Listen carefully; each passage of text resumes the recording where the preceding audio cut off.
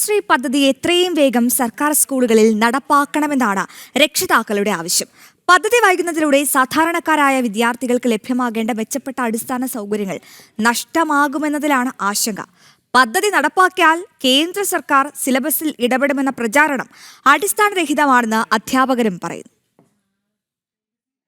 PM Shri പദ്ധതി ഒറ്റവാക്കിൽ പറഞ്ഞാൽ സാധാരണക്കാരന്റെയും കൂലിപ്പണിക്കാരന്റെയും മക്കൾ പഠിക്കുന്ന സർക്കാർ സ്കൂളുകളെ അന്താരാഷ്ട്ര നിലവാരത്തിലേക്ക് ഉയർത്തുക. പദ്ധതിയുടെ മെറിറ്റിനപ്പുറം ഇപ്പോൾ ചർച്ച ചെയ്യപ്പെടുന്നത് മറ്റു പലതുമാണ്. എന്താണ് ഇവിടുത്തെ അമ്മമാർക്ക് പറയാനുള്ളത്?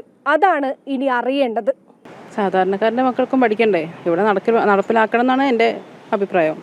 ഞാനൊരു അധ്യാപികയാണ്. അതുകൊണ്ട് തന്നെ നമ്മൾ കുട്ടികളെ, സാധാരണക്കാരുടെ കുട്ടികൾ പഠിക്കുന്ന സ്കൂളുകളിലും ഇത് നടപ്പിലാക്കിയാൽ അവർക്ക് പ്രയോജനപ്രദമാകുമെന്നാണ് എൻ്റെ വിശ്വാസം. കാര്യം അറിയാതെയാണ് എതിർക്കുന്നതെന്നാണ് എനിക്ക് മനസ്സിലാവുന്നത്.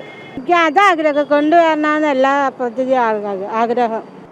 സർക്കാർ സ്കൂളിൽ എല്ലാ സ്കൂളിലും കൊണ്ടുവരണമെന്ന് ആഗ്രഹം. ആക്ച്വലി നല്ലതാണെന്നാണ് അഭിപ്രായം.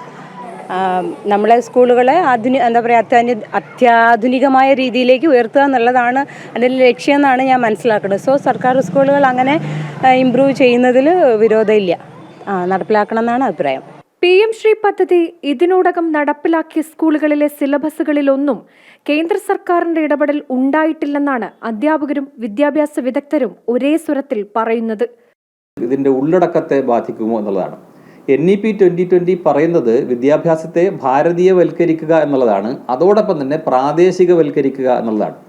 രാഷ്ട്രസ്നേഹം ഉണ്ടാകുന്ന, പേട്രിയോട്ടിസം ഉണ്ടാകുന്ന ഒരു തലമുറയെ വികസിപ്പിക്കും എന്നുള്ളതായിരിക്കും PM ശ്രീ കൊണ്ട് അത്തരത്തിൽ ഒരു മാറ്റം ഉണ്ടാകുന്നുണ്ടെങ്കിൽ ഉണ്ടാവുക.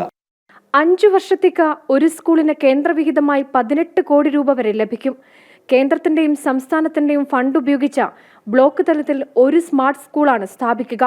സ്മാർട്ട് ക്ലാസ് മുറികൾ, മികച്ച ലാബുകൾ, ലൈബ്രറികൾ, ശുചിത്വമുള്ള ടോയ്ലറ്റുകൾ, കായിക പരിശീലനം എന്നിവ ഏർപ്പെടുത്തും. സോളാർ പാനൽ, മഴവെള്ള സംഭരണം, ജൈവ പച്ചക്കറിത്തോട്ടം എന്നിവയും ഉണ്ടാകും.